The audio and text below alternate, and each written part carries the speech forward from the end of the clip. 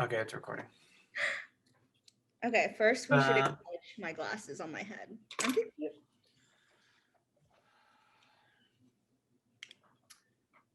Glasses. Can we start now, or?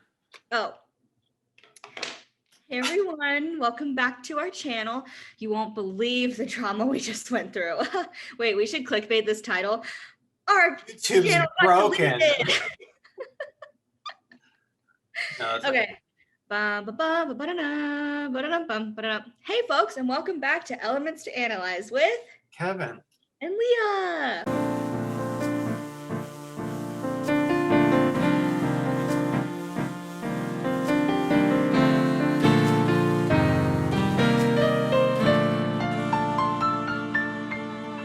Okay, Kevin. Well, first things first, we need to give a shout out to our new listeners, the Hole Diggers. I was wondering if you remembered. So it turns out that we have a small community in southwestern Pennsylvania, a really devoted group who dig holes for real estate companies, and this one goes out to them. We love you guys. Thank you so much for your support. It makes no sense that they listen to us, but hey, we'll take what we can get. Okay, so we should tell the story of what just happened because that. Ooh. Kevin, would you like to start? It's really not. I feel bad. Like it's not that interesting. We No, tried to go to our little channel on YouTube, and it just wasn't working. So we thought we got canceled. Kevin, you have to make it sound more exciting. No one's listening for this content. Like, I don't know what content they're listening for, but it's not this. I don't think anyone's listening in general. Yeah, that's probably except true. our Hole Digging friends and Miss Ellen. Hi, Miss Ellen. Okay. Anyway, we thought our channel got deleted because we tried to click on our channel and just a blank screen showed up. And then we tried it on Safari and I tried it on my phone and nothing worked. Yeah. And I was going to cry because I was thinking, did all of our videos get deleted? All of our good content? But then we went to other people's channels and it turns out we couldn't go to their channels either. So we think it's a YouTube problem. Thank goodness. Thank goodness. Anyway.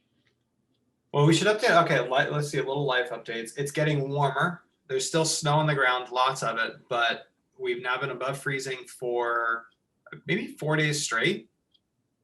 And it's been melting throughout the day. So the end is in sight. The end is in sight. And it's actually still bright. It's like 4:20. It's 4:20. I love it. It's almost 4:30 and it's still bright as day outside. So that's exciting. Leah has set a date.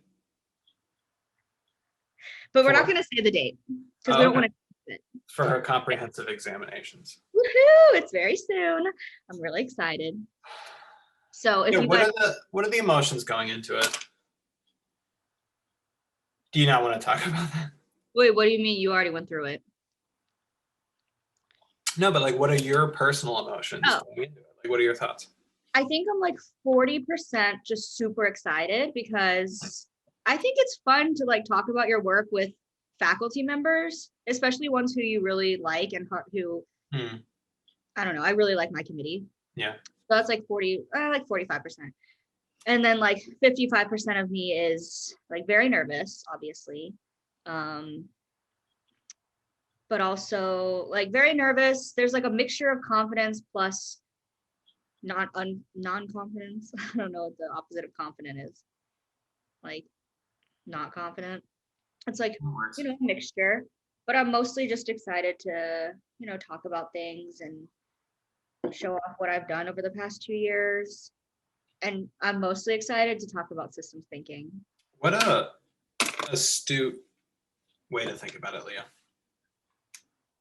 Yeah, but I'm very nervous, and I've been working a lot this week trying to do all my work for the next 2 weeks so I can just focus on comps for the next 2 weeks. Gotcha. It's exciting. And then you will officially be a candidate. But we don't want to jinx it, so we're just gonna say hopefully things work out. Anyway, so that's coming up. Oh, Kevin, would you like to share the good news, the big news? I bet you have no idea what I'm talking about. I said Pacific in public 2 weeks ago. Okay, that's big news. But that's This not is the the big. little grant. What's the Oh, big that's also a big thing, but that wasn't what I was talking about. But Kevin got a grant from the graduate and professional GPSG, Graduate Professional Student student government. Government? Yeah, to do work on NMR, so that's really exciting. Wait, what's the big news? Yesterday, you don't remember yesterday? You went to the, like, what's yesterday? You don't remember what we did yesterday afternoon? Oh, we did an experiment. We conducted a experiment to see what size. This was prompted by a little friend, Corey, who recently started his life in Utah.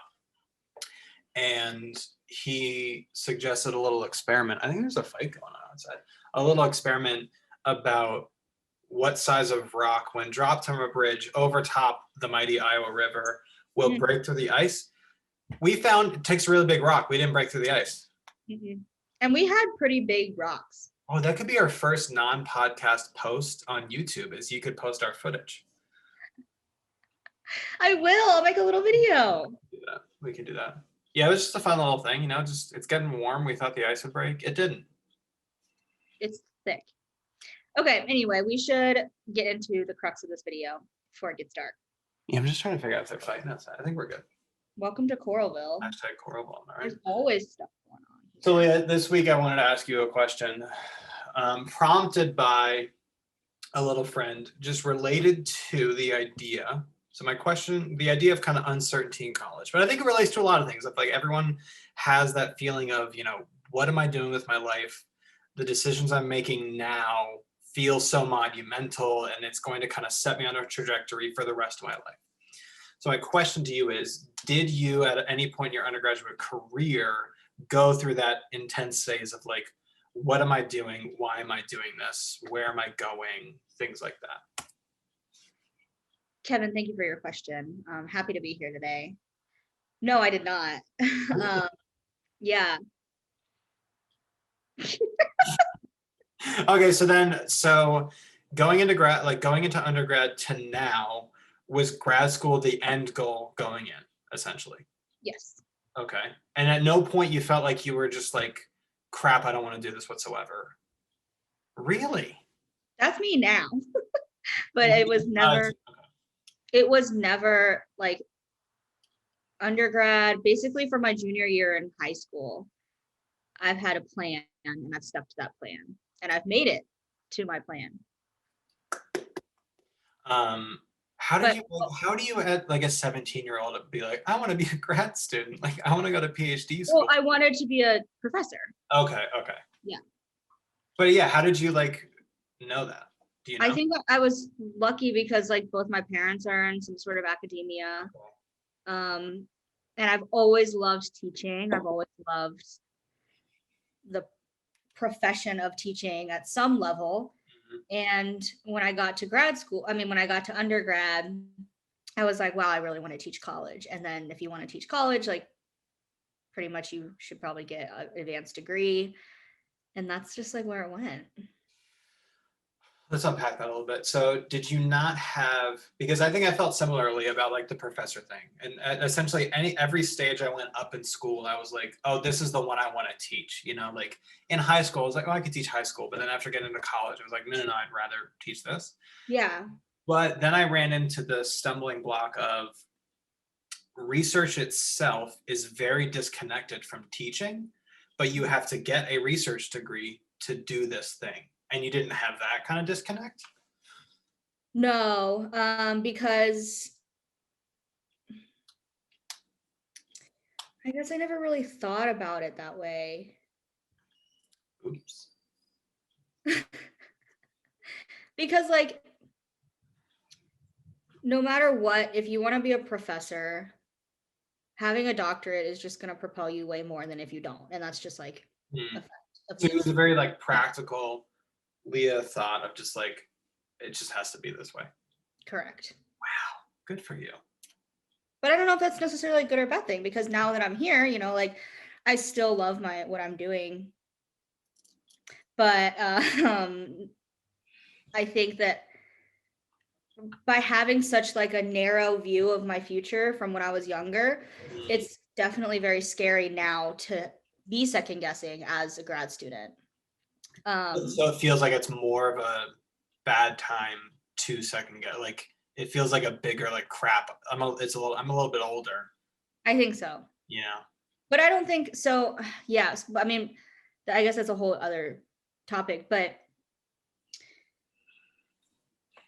I think it's more common to not have had my situation and have had the experience of second guessing undergrad classes, undergrad professions, or like going into undergrad.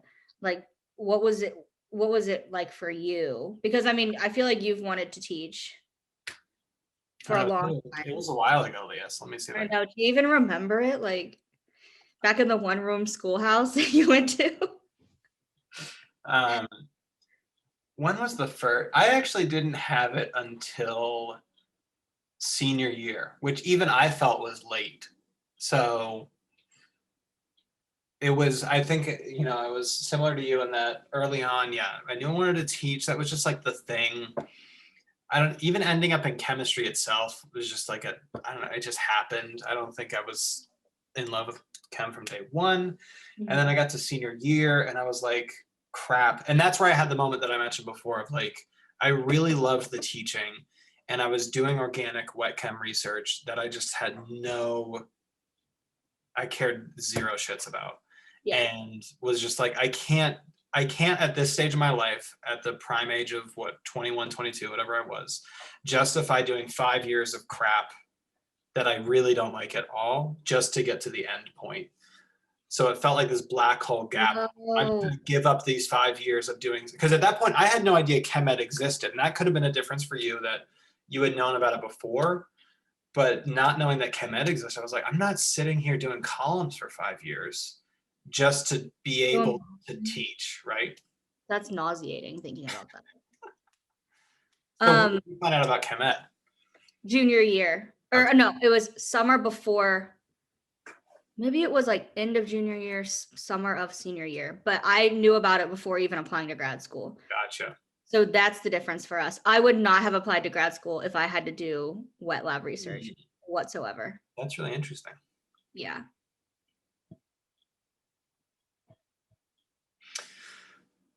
All right, there you go. Is that it? Should we just? No, But I think the more, yeah, go ahead. I think it brings up a good point in that it is really difficult for students in undergrad to find a path because we're always told just experience everything you can or like blah blah blah.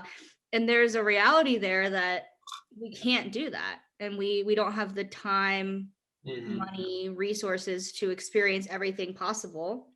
It's not a reality for most people. And so it is difficult going into undergrad. Well, I can't speak for myself, but I would imagine it would be difficult going into undergrad without a clear idea of maybe even the direction you want to go towards. And I have a lot of friends who are in that boat.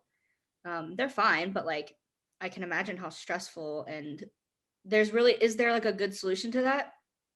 I think so, I heard about it from this person and I was like thinking about it. And, I even recently started to kind of realize like, oh, I went through that.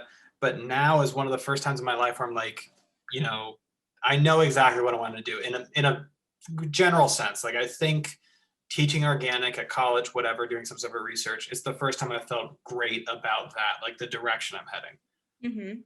But in the moment, it sucks. And it's just like debilitating. You're just like, what on earth is going on? And you like kind of want to have these conversations and you get the advice and you're right. Everyone's like, explore.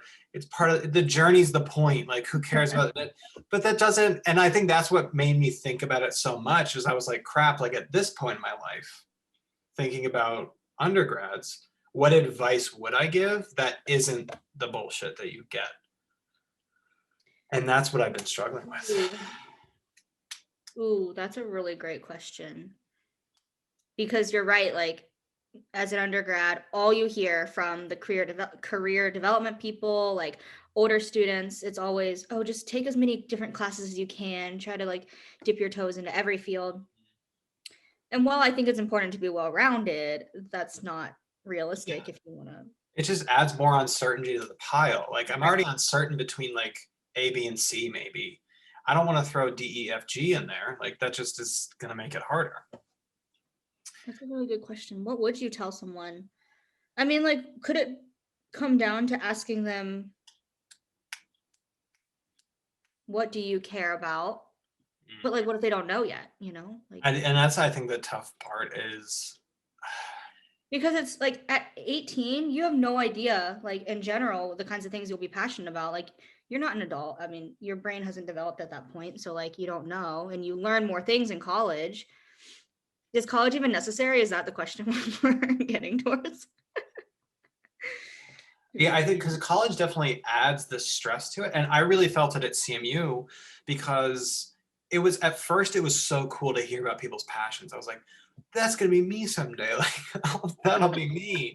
And I loved like hearing about it. And then I think maybe by the time I got to junior, senior year, I was like, where's my passion? Like I didn't get it while I was here. Um, and the idea of just like that's what you're going towards, like that's the issue. And I think that's what I loved. We'll plug in, gotta plug Grit by Dr. Angela Duckworth. And I think that's actually why I bought it the other week. I bought that book because of thinking about this. I remember when I read the book, there was the one chapter about, and she really kind of specifically points to the college graduation speeches of just like everyone, the word passion just comes up too much. And she kind of dissects it and says like, yes, that is good. But I think one of the big underestimations of people is that they think passions come like that. Like you hear about the stories from Steve Jobs, other people like that, and they try to pinpoint it to like, oh, this was the time where like I used a computer and I was like, I could see everything. But they never talk about everything before and on top of that, that built to that becoming a passion. It's about passion and perseverance. Yeah, I mean, talking about passion could be its own episode. But you're right. I mean, like these things, and that's the thing is like, that's, I think what gets me is people don't have the time or money to find their passions for longer than they need to spend in college, or like the point is not to spend a million years in college. Exactly. Yeah, that's, I don't know if I have a good answer at this point for what you would advise someone to do who was very not aware of where they wanted to go going into college. Maybe, I mean, maybe, you know what? I think it needs to start from the K through 12 level. Okay. Is trying to maybe prep students. I mean, not that college, I don't think college is necessary, but if students are serious about going to college, then maybe starting some sort of preparatory program in schools to get them to start thinking about the kinds of things that they may want to pursue. But it is difficult in high school because, I mean, you hear these stories all the time of, oh, why are we learning this? Why are we learning this? Why do I have to take these classes if I don't care about them?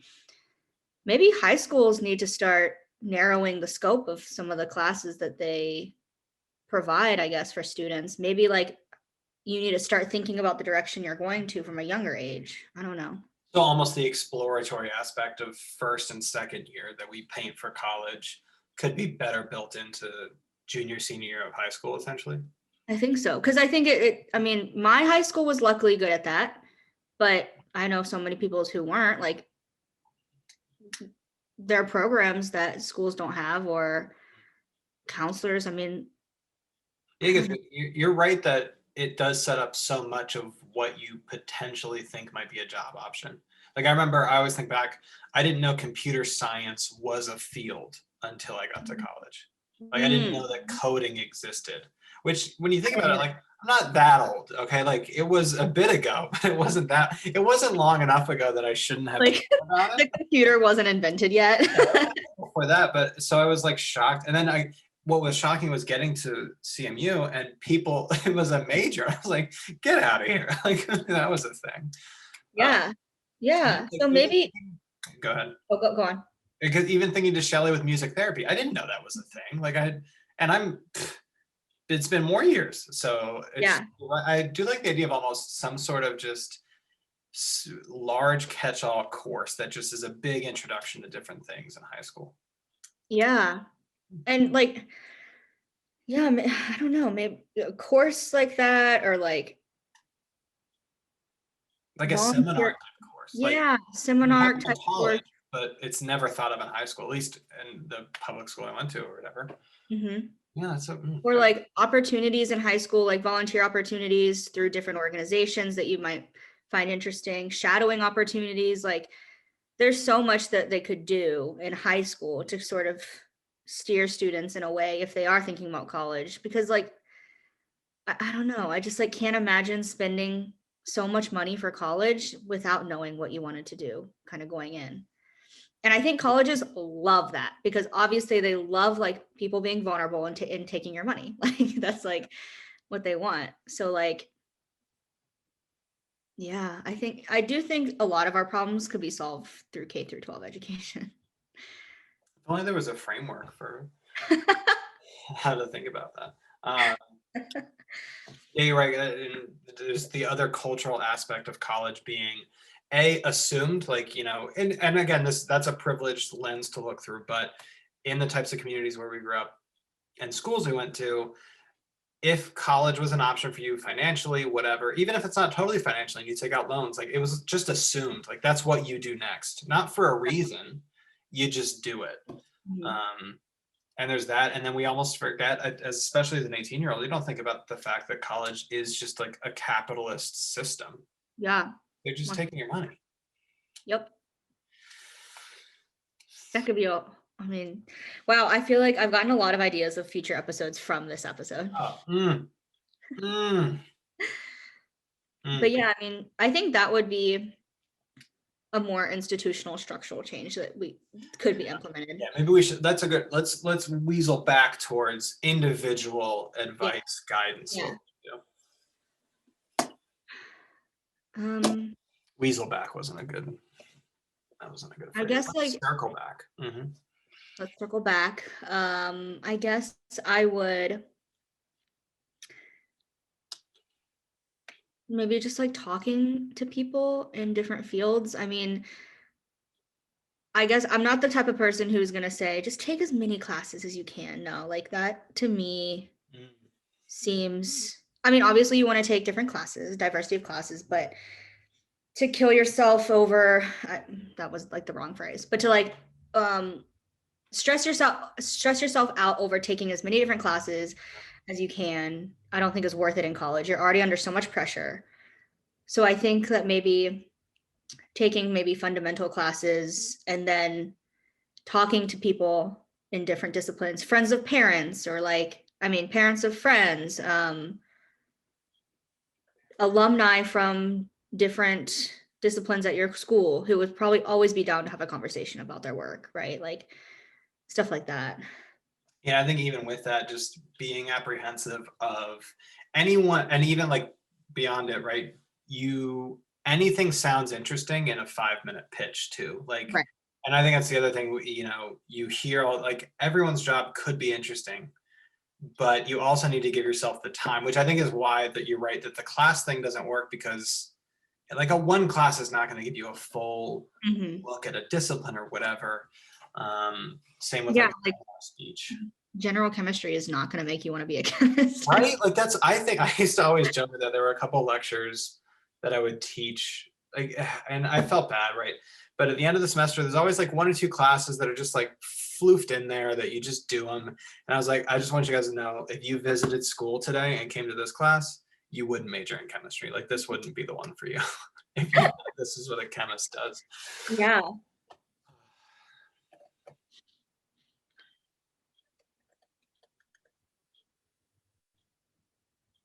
School's hard.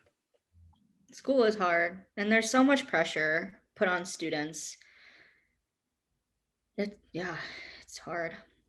I think mine would be, and I thought about this one a lot because I think in the moment when it feels uncertain and cloudy and dark and gray or whatever, you think that the decision, like bump decision, like slight decision you make now puts you on a straight line trajectory for something years in the future. You're like, oh, what I'm doing right now will directly lead to what's going on in the future. And I think what I've realized is that you're going to know yourself better than anyone else who's going to try and give you advice. And as long as you kind of know what you're about and be good to yourself and trust in yourself, at least to some extent, there will be so many other chances to make little decisions to like weasel back in a certain direction or again drift again, as opposed to thinking, oh, even, and yeah, this is another like line of advice that I think is not the most productive of your major doesn't define you or whatever.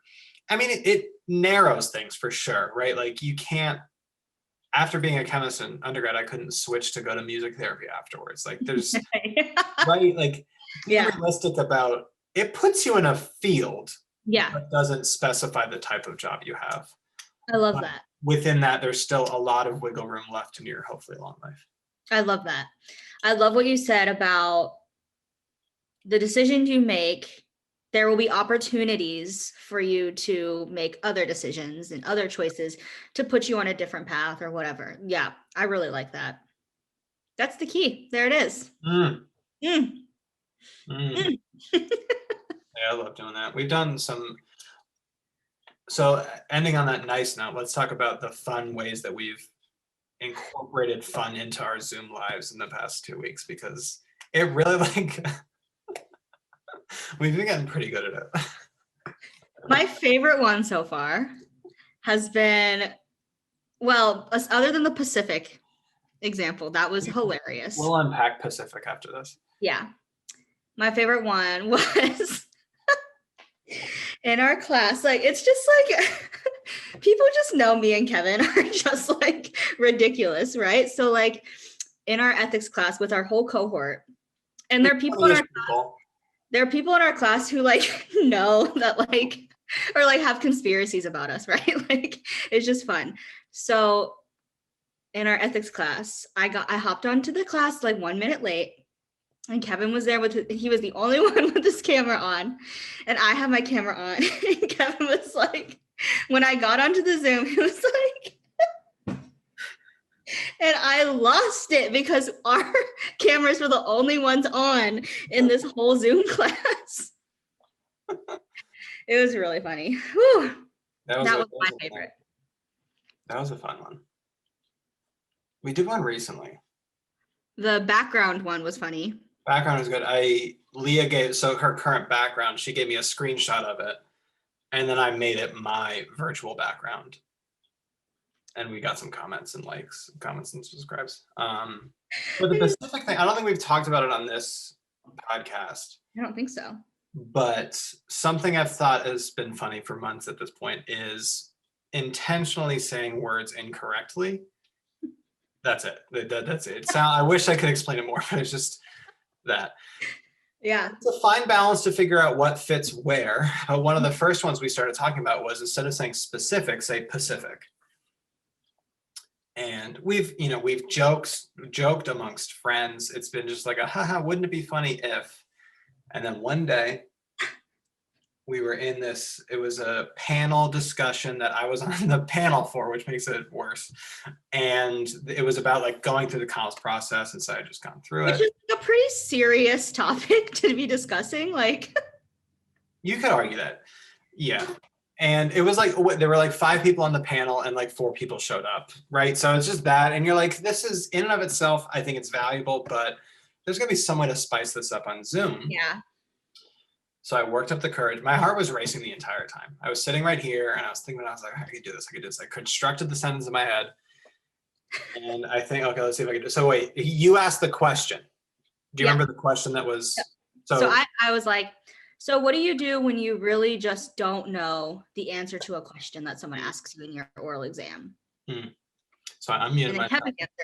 And I said, Leah, what a great question to ask. And I think something that you could do that kind of helps is a lot of times just ask them to reframe the question, as opposed to just saying, I don't know, and saying, oh, could you,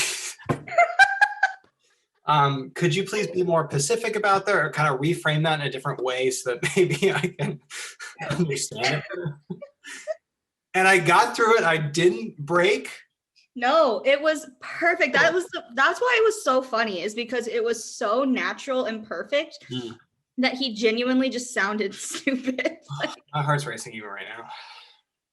It was perfect. Oh my God, it was so And good. you're right. So Leah did it today during our group meeting. And I now understand what you mean about the, for lack of a better phrase, sounding dumb. Like you really do sound. Correct.